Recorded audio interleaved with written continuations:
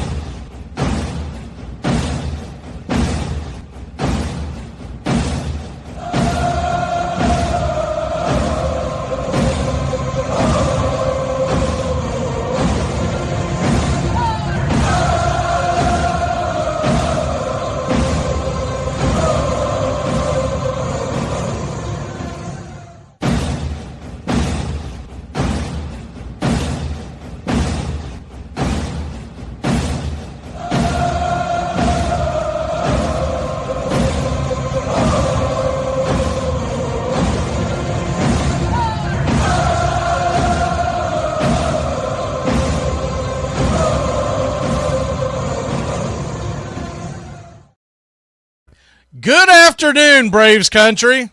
Hope you're all having a good Friday as we are heading into the weekend. How about that college football playoff game last night? That was a hell of a game. Started off slow, but it was a hell of a game nonetheless. And, well, we got another one tonight. We got 5 consecutive days of football, playoff football. You got the college and you got the NFL starting tomorrow. We will be doing our 10:30 show tomorrow, going over all the point spreads and the betting odds for the National Football League and their playoffs. But today we get into the world of Major League Baseball. Though it's been quiet, there are some certain things are starting to heat up.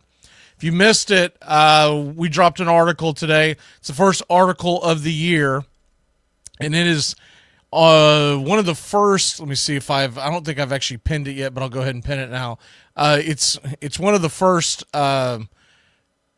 comments that here in the chat. There we go. We go ahead and pin it, and it's just an article basically going over all of everything that's gone on in the offseason and then what to look ahead for. So we won't go into everything that's in the article. Those are going to be coming out on Fridays typically. And you're going to be able to find them on X, formerly of Twitter, and that's and you're going to find us at Braves Country X. That's us on X. And like I said, that's the first. We have not released an article since the end of the season, which is more of a reflective. So both of them are there, but we just started doing articles on X. Makes it easier for everybody to find. So that's where we're going for that. And good to see people in the chat. Who we got? We got the Beeve, we got Brian, we got Carrie. I think I saw a couple of other people. Let me scroll up here.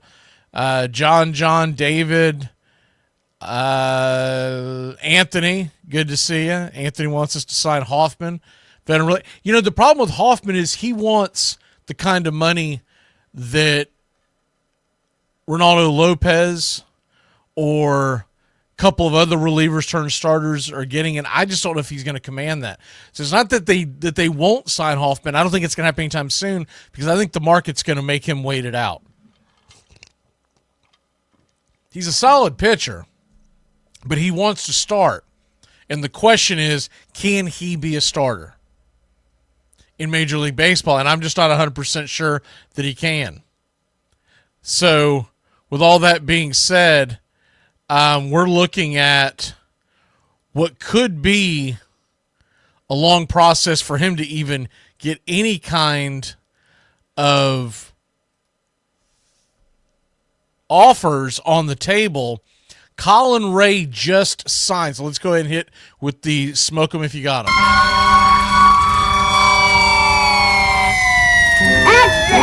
Read all about it. What's it all about? What caused that commotion? What's all the shouting?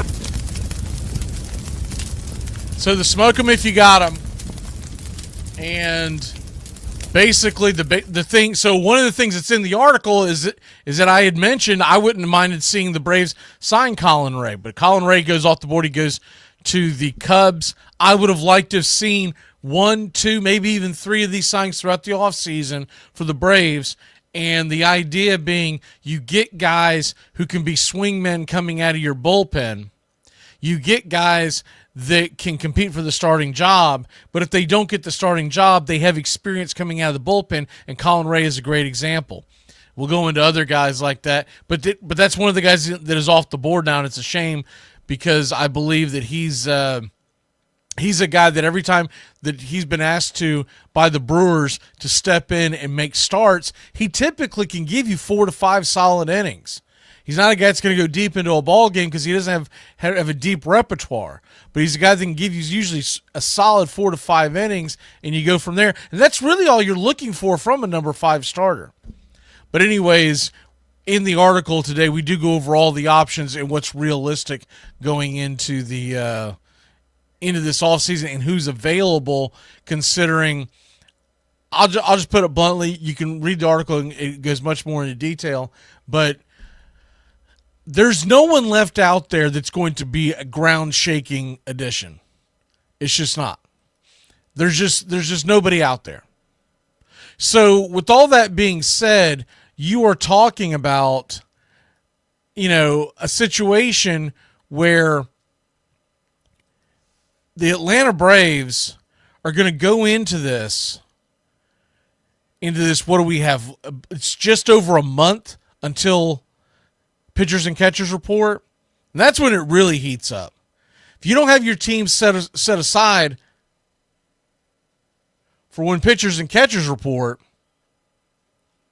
you're really talking about the possibility of going into spring training without what you would consider your full roster, meaning you sign a guy late, and we saw this last year with Jordan Montgomery. We saw it last year with Blake Snell. These guys that come in late in March, they're not ready. They send them to extended spring training. The teams that are offering them money at that point are taking that in consideration. So the player gets ticked off because they feel like they're getting shorted, but the team is looking as, I'm not going to pay you for a full year if you can't come and produce and be a starter in the rotation in early April. And so you can see the arguments on both sides, but that's what basically causes the stalemate.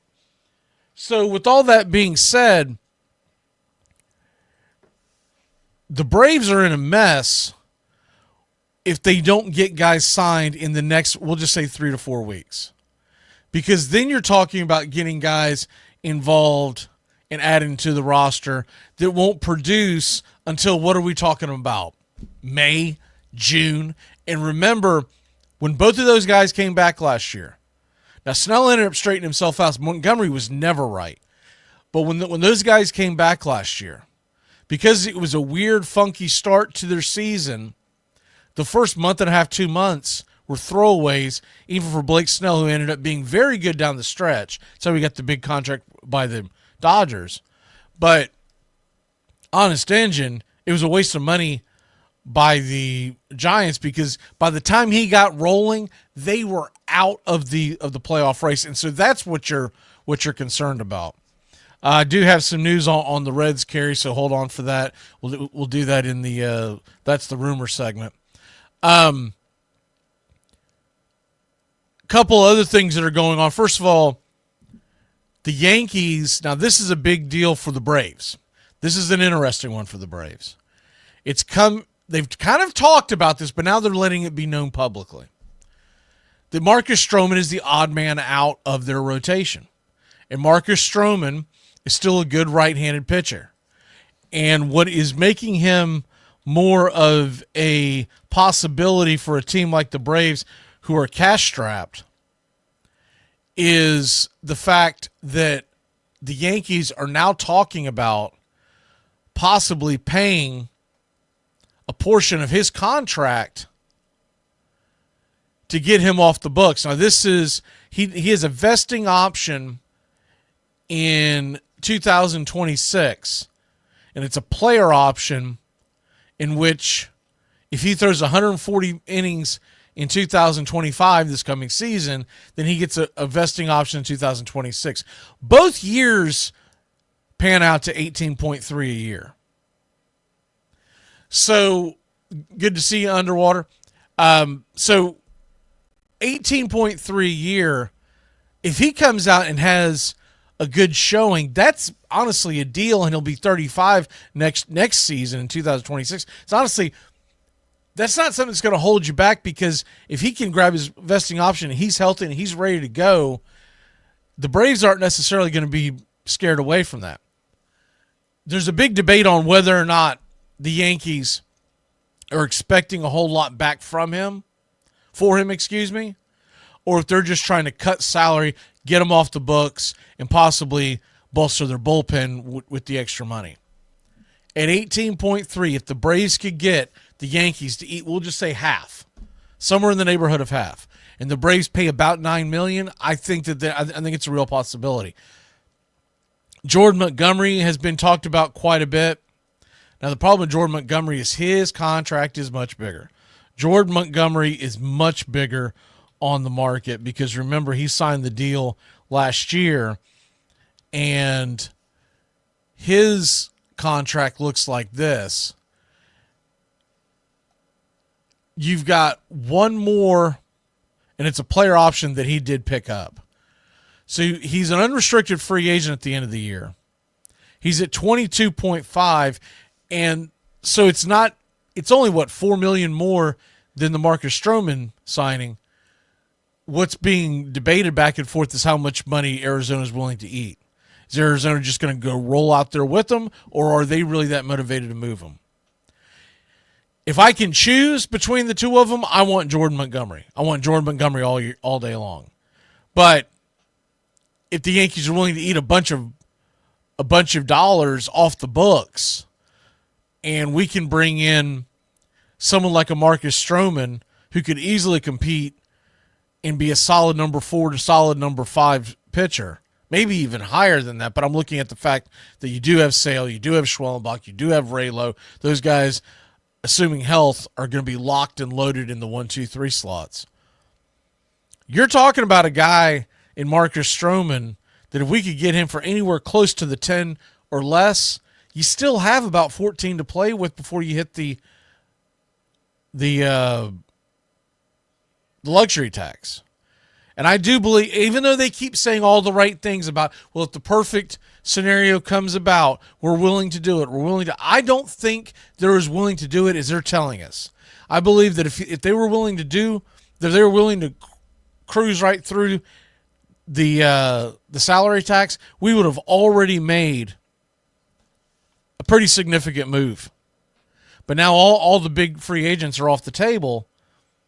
And with that being said, you got to look at the big picture and realize that if the Braves are going to try to stay under the luxury tax this year, to reset themselves to be more aggressive next year, to let themselves where they're no longer paying the 50% tax over every dollar that's spent past the luxury, which we're about $24 million away, depending on how you look at it, give or take.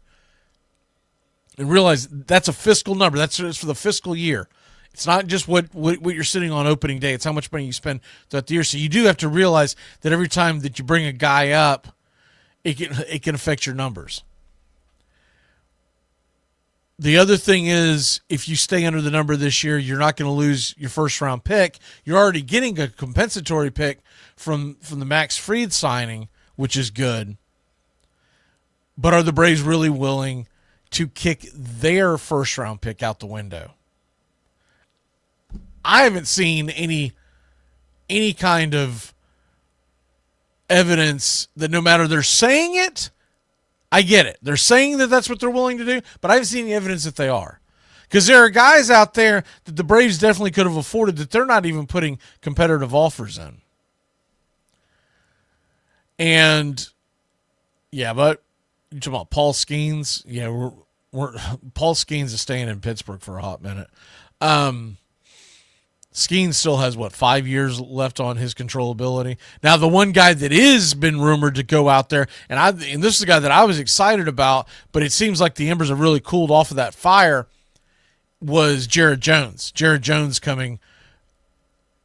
The beginning of the offseason, there was a lot of talk of Pittsburgh wanting to move Jared Jones and get a younger prospect so that they could build with Skeen. So in other words, let's just say, for instance, the Braves make a trade and they send either a Smith-Shawver or they send a Herschel Waldrop over for Jared Jones. Jared Jones is Major League Baseball ready.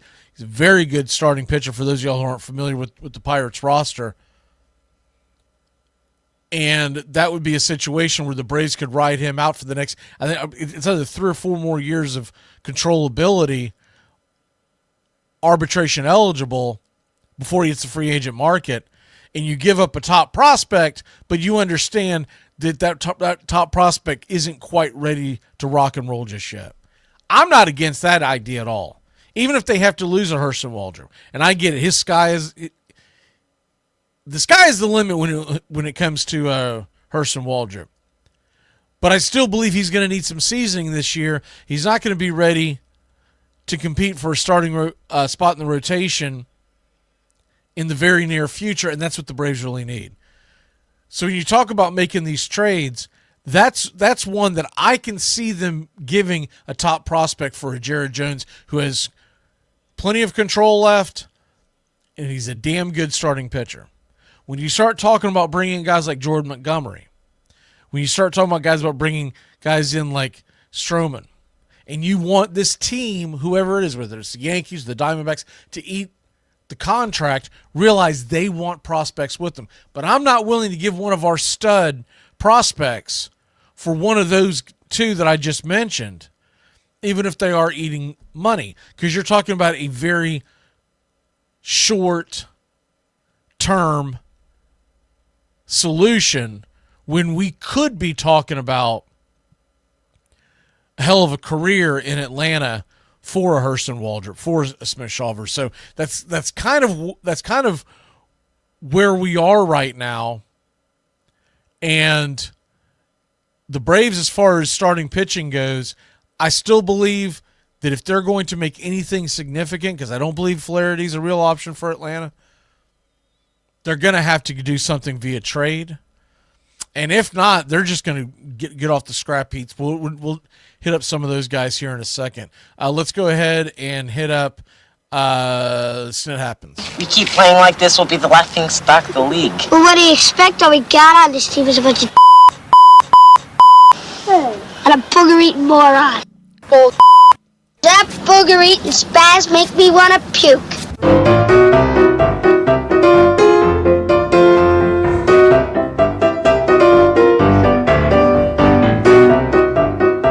All right, SNIT Happens. If you missed it earlier in the week, of course we talked about Colin Ray today. Colin Ray signing a 1-year, $5 million deal for the Cubs. By the way, I think that's going to be a steal for the Cubs. But Jared Kelenic signed his arbitration deal, or signed his deal outside of arbitration, 1-year, $2.3 deal. Dylan Lee, same.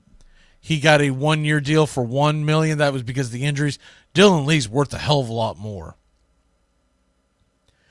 You've got one thing that's pretty interesting that has been mentioned is, if y'all have missed this, Diego Torres, who left Cuba in 2021, supposedly the age of 13. There's always questions on whether when these guys come across, if they're legitimately as young as they say they are.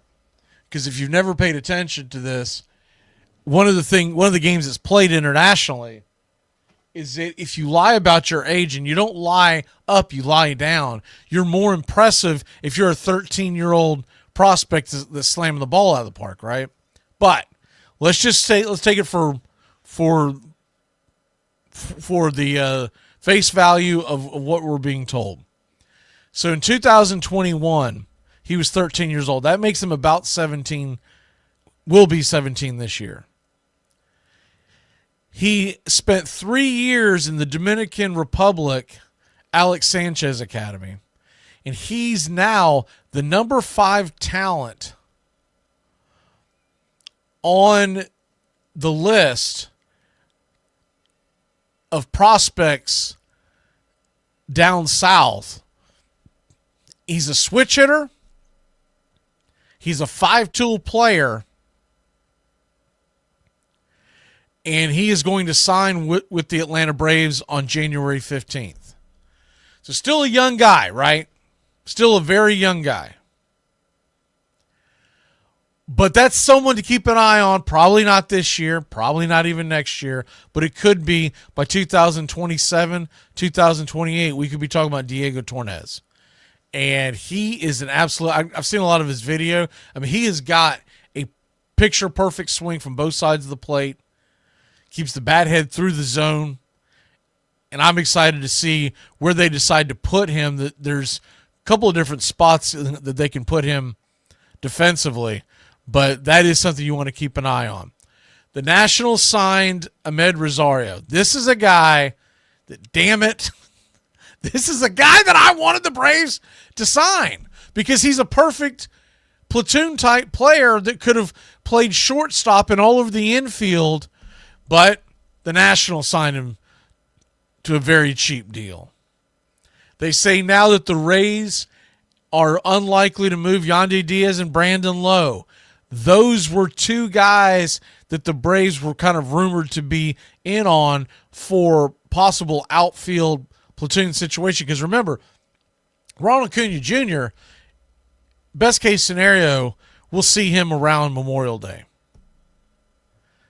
And though he's saying all the right things, I just don't think they're going to. There's no way that the Braves, with what they have invested in Ronald Acuna Jr.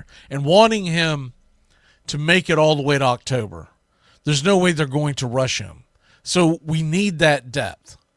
But it looks like Diaz and Lowe are both off the board. Braves signed infielder Eddie Alvarez from minor league deal. It's kind of much nothing about nothing. Kind of a big deal to the Marlins. One of the guys that has given us fits, Braxton Garrett. If you missed that news, he is going to miss the entire 2025 season and probably most of the 2026 season. He's got a UCL tear. He's due for Tommy John surgery. And this is just kind of an old throwback to a couple of springs ago, if you remember. Brandon Shoemake, who is being rumored to possibly be fighting for the starting position at shortstop before Orlando Arcia had his great year. Of course, fell back to earth last year, but we're talking 2023. Brandon Shoemake was claimed by the Kansas City Royals. A couple other things that you may have missed, in case you've been more locked into other things other than Major League Baseball the last week since I've seen you. Charlie Morton, 1-year deal to the Orioles, $15 million. I'm going to miss Charlie because he's an innings eater, but at $15 million, I can understand why the Braves didn't want to go that high. You know, I think the Braves bring him back on an $8 to $10 million deal, but 15, I'm not going to hate on Charlie getting his money. But what I'm kind of hoping for, because if you're paying attention to the Baltimore Orioles, they are a poorly constructed pitching staff right now. They've missed out on all the big names. They're going to try to swat their way to the playoffs. We all know that rarely ever works. If the Orioles are out of it, we could see Charlie Morton in a Braves uniform at the end of the season where you have to pay much less than that $15 million. Michael Lorenzen, he was another guy that was being rumored possibly Braves interest, 1 year, $7 million deal to the Royals. It's another guy that can start, but also has bullpen experience. And let me see who else we got. Brent Rooker signed a 5-year deal. That's a guy that everybody wanted. Yeah, that's not happening now. 5-year extension with the A's. Hell of a player. And it looks like the Athletics are slowly but surely starting to invest in their future as they get ready to land in Las Vegas in a couple of seasons. Martin Perez, a 1 year, $5 million deal. That's another. He gets signed by the White Sox. That's another guy that I would have liked to have seen the Braves grab at a cheap spot like that, because basically Martin Perez or Quintana, these guys are lefties, and that's what the Braves need on their roster. They need a lefty in the starting rotation. I don't think anybody wants to see us roll out Dylan Dodd in the opening series. But you're looking at a guy like a Martin Perez who can go out there and eat innings and keep you in ball games. $5 million deal is not too shabby. By the way, the Ahmed Rosario deal was $2 million, if I didn't mention that. Then Justin Verlander, he signs a Charlie Morton deal, 1 year, $15 million with the San Francisco Giants.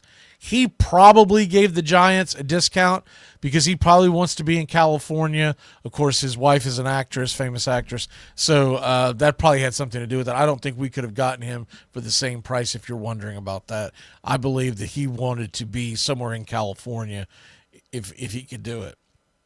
And so those are the actual deals. And, of course, to me, this is a big one. Hai-Sung Kim gets signed by the Dodgers last week, and then over the weekend, early this week, the Dodgers trade Gavin Lux to the Reds. And Kerry, if you're still in the chat, I think you got a pretty good player in Gavin Lux, and he's just a guy that never really found his way in L.A. But I'll tell you what, he had some big moments during the postseason, but he was always one of the biggest prospects for the Los Angeles Dodgers. They just expected a lot more out of him than what they got. All right. That's the rumor. You retired too? Not me. I'm in my prime. All right, that's the rumor. Now we get to what is being rumored out there. If the Braves want to get Paul DeYoung, I've been talking about him all offseason, but if the Braves want to get Paul DeYoung, they better step on the gas, because the New York Yankees are now interested. And I'm telling you right now, he's not gonna cost much. He's going to be just above league minimum, and this guy can hit right-handed pitching. And why the Braves aren't making an offer for him, I do not understand. Because he would be a perfect platoon for Orlando Arcia. And I don't know if they just think they can wait him out and pick him up off the trash heap, but now the Yankees are interested in him. If the Yankees get interested in you, that's going to drive up your market. So the Braves may have played with their food a little too long, but that's where we're at on that.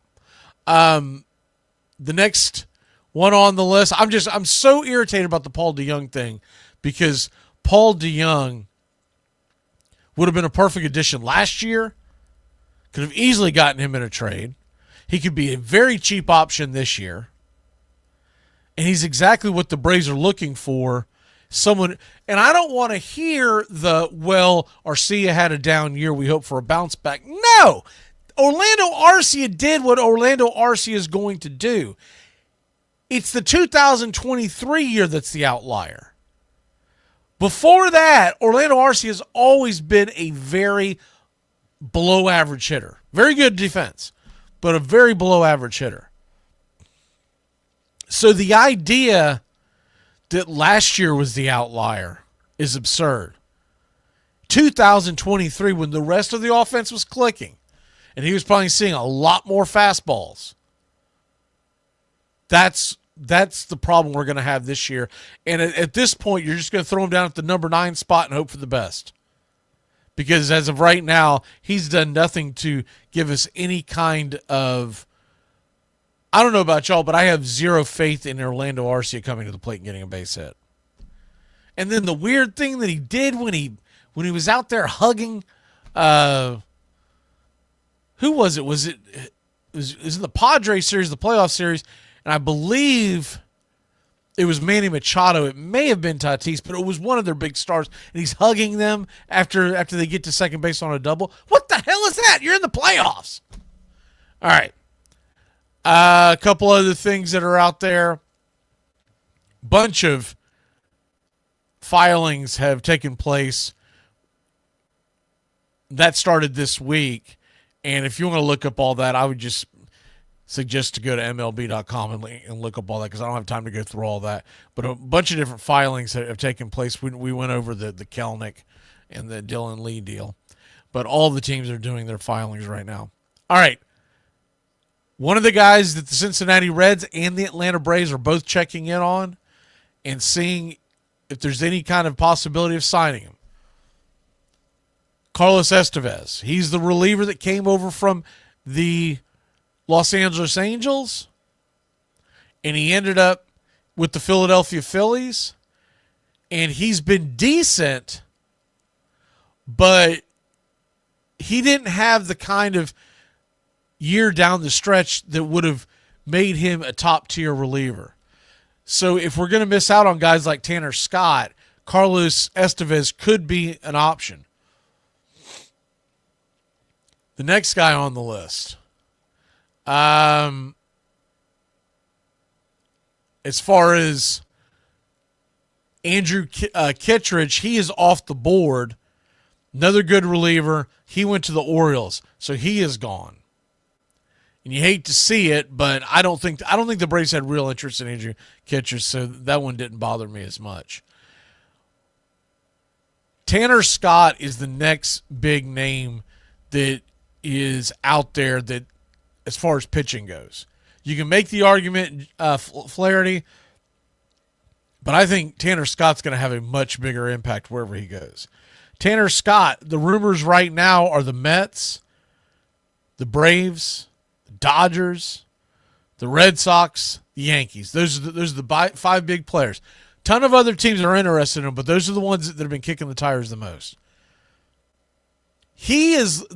What has come out recently is that he is looking for 20 a year. If he's getting 20 a year, we're not getting him. We're not getting a reliever at 20 a year. First of all, they're not worth it. You can build a much better bullpen with 2 or 3 arms as opposed to go out there and go to Tanner Scott for 20 a year. He's looking, you know what he's looking for? If you remember a couple of years ago, Edwin Diaz signed that 5-year, $100 million deal, and no reliever has even come close to signing that since. That's the Cohen effect, where he overpays because he got giddy and thought a player was worth more than what he is. It's why the Mets have become a favorite to get him, because if you can have Scott as your setup and Diaz as your closer, one from the left side, one from the right side, that's a nasty combination. So if the Braves don't get him, I hope to hell he goes anywhere but the Mets. But he is being rumored to have for the Mets to have a lot of a lot of interest on him. The Phillies DFA Jose Acuñas, not really a big deal. We went over the Colin Ray thing. Let's see what else we have going on here. A couple of the other things that are going on, I do want to refresh real quick and make sure we haven't missed anything, because every once in a while when we're on this, we'll see something break through. Once again, if you did not hear the news last show, I'll give it to you again. Probably remind everybody every game until every show until the season starts. We are going to be doing Sunday baseball here. The first 4 seasons of Braves Country Radio, we haven't done much Sunday games. We did a few. We are doing Sunday baseball games as long as they're not a night game. I have to be up extremely early on Monday, extremely early on Tuesdays. And the idea is that we're going to be able to bring you more games that way, and games where people can enjoy. Now, as luck would have it, the news broke about a week or so ago. The first series of the season, Braves and Padres, is a Sunday night game. It got flexed. We won't be doing that. unless for some reason we close on that Monday, which we're not closed on my day gig. We won't be doing that. But going forward, Sunday afternoon baseball will be a thing. We're taking the Mondays off, and I don't believe we're even scheduled on Monday that week. So the first week's not affected at all. But Mondays, we're going to be taking the Monday night games off because I had to choose one of them, and I decided we're going to do Sunday games and not Monday games. Basically, because more people can tune in on Sundays. Now, as far as what's going on with the Braves themselves, I want to double check. I don't see anything. Oh, what's this? Minor claim. The Diamondbacks have claimed catcher Rene Pinto off of waivers from the Orioles. Not really a big deal. Now, let's get into the free agents and what's out there, what's left since the last time we talked about it. Carrie, is anybody attending the Briscoe game? I'm assuming that you're meaning Bristol, Tennessee.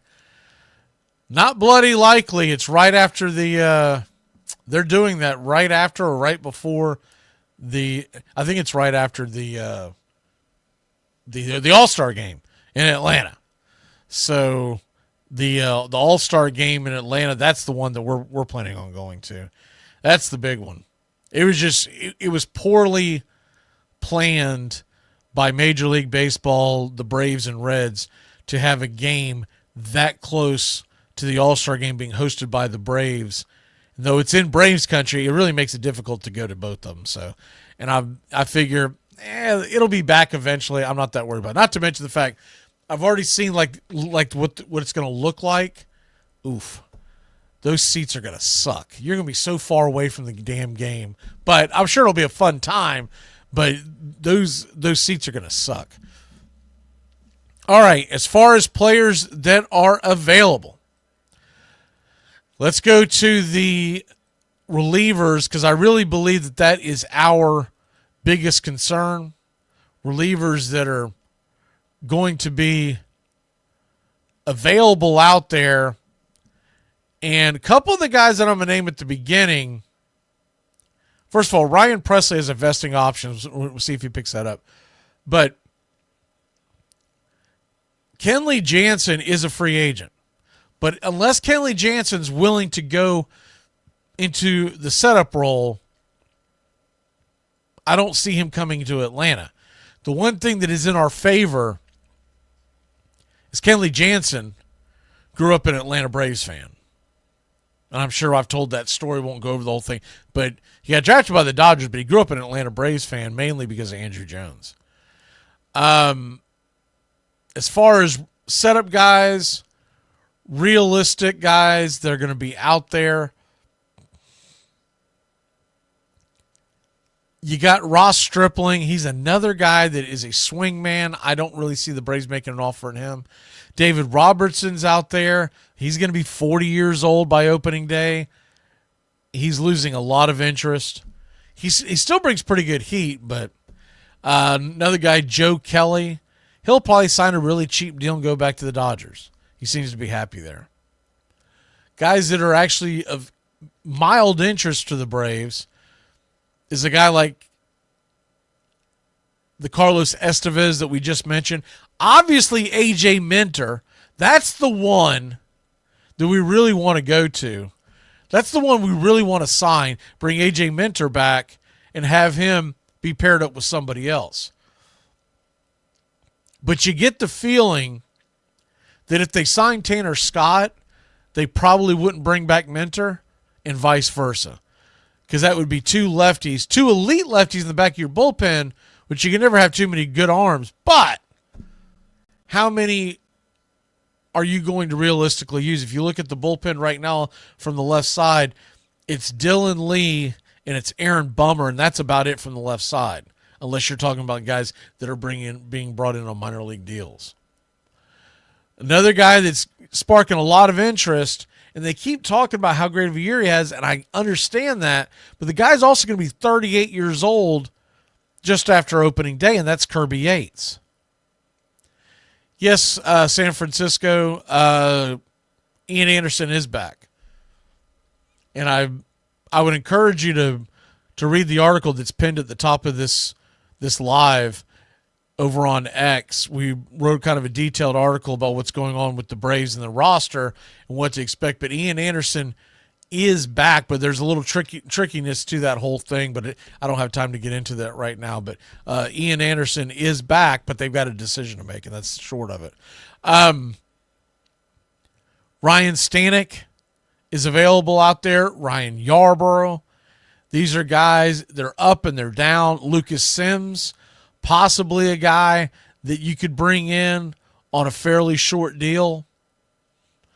And then you got guys like Buck Farmer who are out there. Guys who not necessarily top of the line setup guys, but 6th, 7th, 8th inning guys. Or 6th and 7th inning guys. Jeff Hoffman, we've talked about him, but he wants to be a starter. And if he wants to be a starter, he's looking, I guarantee you, Jeff Hoffman's looking for somewhere north of what Charlie Morton signed for. And he's going to want multiple years. And I don't know who's going to take a risk on that. He's 32 years old, and all of a sudden you're going to make him a starter and give him a multi-year deal. I don't buy it. Now, if he wants to come in and sign a cheap deal with an option, an opt-out, I'm all for it. Give him somewhere between, $5 to $8 million, and he gets a 1-year opt-out. Give him a 2nd-year opt-out. If he proves his worth and he can go out there and shove, let him walk away. He would deserve it. But at 32 years old, I'm not taking. He just turned 32. I'm just not taking that kind of risk on him. There's a couple others that are out there, really not realistically worth mentioning. Switch over to the starting pitchers. And the starting pitchers, it's really dried up. There's really not a whole lot out there unless you're talking about making a trade. Max Scherzer is still out there. He's going to be 41 by the end of the season. He made $43 million the last couple of years. What is he expecting now? Because he's not worth that. Patrick Corbin is out there. He was making $23 million. But he's not worth that, so what's he willing to sign for?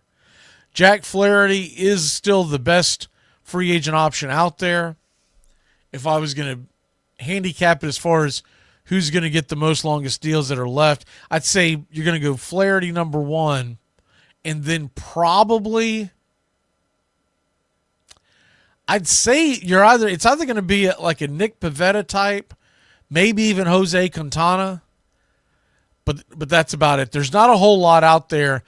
And I think the Braves are going to end up trying to do some one-and-done deals with some veterans that are trying to bounce back. Guys like John Means, talked about him before. Colin Ray just signed, if you missed that, signed with the Cubs. Cal Quantrill. This is a guy that a change of environment, leaving Colorado, go to a place like Atlanta. And he pitched well for a guy in Colorado, but he could be really damn good if you get him out of Colorado. And so what we're looking at right now is it's the waiting game of when the Braves, I still believe they're trying to pull off trades. And until they have given up on that, they're not going to start signing the guys at the bottom of the barrel. Yes, some of the free agent, Carrie's asking, not every single person out there is a Boras client, but there are some Boras clients out there. So that's about it as far as the pitching. There's really, outside of what we just talked about a second ago with Paul DeJong, there's not a whole lot at shortstop. Garrett Hampson, Paul DeJong, Jose Iglesias, those are my top 3 shortstops. And I'd be happy with any of them to help platoon. They may go with Nick Allen, which they signed off the trash heap, but you're not going to get much out of Nick Allen. The other thing would be your outfielders that are left out there. We'll end it with that. There's really, Tommy Pham's a guy that people are going to keep circling to, but he's been a clubhouse cancer. Can you imagine if the Braves were to sign Marcus Stroman and Tommy Pham, make the trade for Stroman and Tommy Pham, 2 guys who have been known to be just clubhouse cancers, and you put them together in a locker room, you could end up sabotaging your entire season. Guys that I am interested in, remember, Ramon Laureano's still out there. He made league minimum last year. It'll be interesting to see what kind of offers he gets. But Jurickson Profar is probably the best of the bunch out there. What's he looking for? And if he's going to sign a cheap deal, he's probably going back to San Diego. It's where he's had most of his success. He's going to be 32 years old. I'm sure he wants some stability, some financial stability, but the Braves can't really offer that.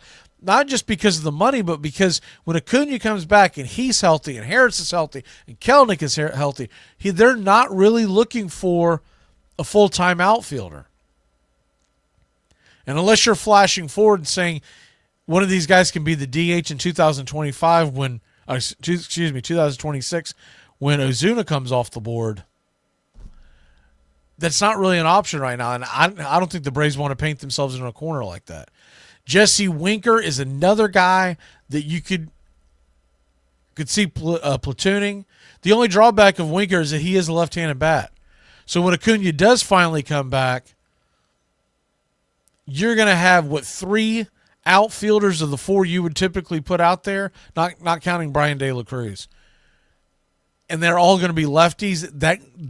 That can be a mess trying to build a lineup from day to day. But I do like Jesse Winker. I liked him when he was in Washington. I liked him even before then. He was in Cincinnati at one point. I've always liked Jesse Winker. He can hit the ball. He's a little controversial because he'll sit there and he'll shoot his mouth off, but he plays hard. I think it's more likely they try to sign a guy like Connor Joe, who hits from the right side of the plate, can platoon out there, and he's also got experience at first base. So if you want to give Matt Olson a day off against a tough lefty, you can do that. Jimenez is gone. Austin Hayes is gone. And so that's where we're at right now. And there really isn't anything else. One of the guys that I mentioned in the article that I do have some interest in is if the Braves could sign a Harrison Bader. Harrison Bader can play every single position in the outfield and play it well. He's a damn good center fielder. But he can play in left. He can play in right. He's a right-handed guy. He's 30 years old. Played his college ball at the University of Florida. So you wonder if he might have, A, grew up as a Braves fan, or B, just be willing to come back closer to home. He's been with the Yankees and the Mets the past couple of years. He is an interesting option, and you could probably get him pretty damn cheap. His last year that he was with the Mets, he made 10.5. He's not going to get that on the market. So if we could get him at a pretty cheap rate, that could be an option. See if there's anyone else that I've missed. We're not signing Anthony Santander. Just newsflash, not going to happen. And Adam Duvall, he's cooked. We're not bringing him back. Randall Grichuk, doubtful. Whit Merrifield is the one that's out there that I would like to see return to Atlanta because he can play the outfield. He can play the infield. He gave us good at bats. But what's he looking at? He's going to be 36 years old by opening day. What is his motivation going into this year? Does he just want to be on a good winning team and get pretty regular at bats with Atlanta, or does he want to be an everyday player? Some guys don't want to quite relinquish the opportunity to be out there every day yet. And so that's where we're at on that. Let me see if we got any questions or comments before we dip out of here. Appreciate everybody spending your Friday with us. Make sure to hit that like and follow button if you haven't already. Let me see here. Just trying to scroll through as fast as I can. I don't see any questions or comments. I've been burning the midnight oil, making a bunch of new clips for this year. So y'all can look forward to that. And Carrie will be happy to know there's some Pete Rose and Johnny Bench stuff in there this year. Just finish up our thing with the we got one on the St. Louis Cardinals and the Whitey Ball era and whatnot. But yeah, we got a bunch of new clips, and we're continuing to build. And the idea is going to be we're going to have 1,000 clips to pick from by opening day this year. That is up by about almost 600 from last year. We were just over 400 last year going to opening day. Looks like that's about it. See, John's asking about the article. Albies and Riley should be ready for opening day. Is there any concern? Now that's Albies will definitely be ready for opening day, and there's been no setback on Riley. So they both. Here's the thing with Riley last year. The reason why we didn't see him in the playoffs. They looked at it as if the Major League Baseball playoffs were in November, mid to late November, Riley probably would have been back. But they didn't want to rush him back and then cause an issue going into this year, this spring. So that's where we're at right now. But Riley should be ready to roll. Ozzy should be ready to roll. Make sure to check us out on Braves Country X, on X, Twitter, whatever you want to call it. We're going to be doing articles about once a week this year. And the latest one dropped a little while ago. So that's about it. And I do want to say that though we are Braves country and we don't stretch out that far with that many people out west, man, those people from California are going through it, and our hearts go out to them. I mean, it's a terrible thing to see, and hopefully these people can, because remember something, we keep seeing all these reports of how many famous people have lost their houses and whatnot, and that's bad in itself. But it's not everybody out there that got their house burnt to the ground is a multimillionaire. You have people who are out there, everyday Americans out there trying to fight through. I saw some guy on TikTok earlier today, and he was kind of scoffing at the fact that he wasn't going to worry about if famous people were losing their houses. Like, it's not just famous people. Not every one of these people who got their house burnt down have multiple homes to go through. It's a terrible situation. We wish them the best, and we'll be back next Friday. If anything drops before then, I'm talking about a major signing, not some minor league deal, we're going to jump on here. But so that's why you want to make sure you like and subscribe and set the alerts for when we go. And to clear it up, I saw a couple of Fridays ago, I don't think I mentioned it last week, we have a permanent show card that says breaking news on it. And in the description, it tells you we are using that for when the Braves make a big signing or a big trade, we can just jump in, go live, and I don't have to build it. And the date on it is the last day of the month. It was December last month. Now it's been pushed to January. So that's not something that's about to happen. It's something that is there because we're still going to do the Friday show. We build that card, but the other one you see with the breaking news, that is for it when something drops. And assuming it's not like 3 a.m, if something drops, we're going to come on as soon as we can to talk Atlanta Braves. I mean, I'd like to see something happen within the next week. This is getting gosh darn ridiculous. This is to the point of where I think most Braves fans, and I've tried to be as calm and patient as possible, but this is getting to be absurd. We're getting outdone by the Kansas City Royals. We're getting outdone by the damn Chicago White Sox. I mean, do something. All right, we're going to go ahead and get out of here, y'all. Y'all have a great day. Enjoy your football weekend, and we'll be doing the show tomorrow, 10:30. Me and the guys are back. We got a couple more of those shows left, and then we're changing the format going next year, but we'll talk about that down the road. Y'all have a great one, and go Braves! And get up off your ass, AA. Do something, my man.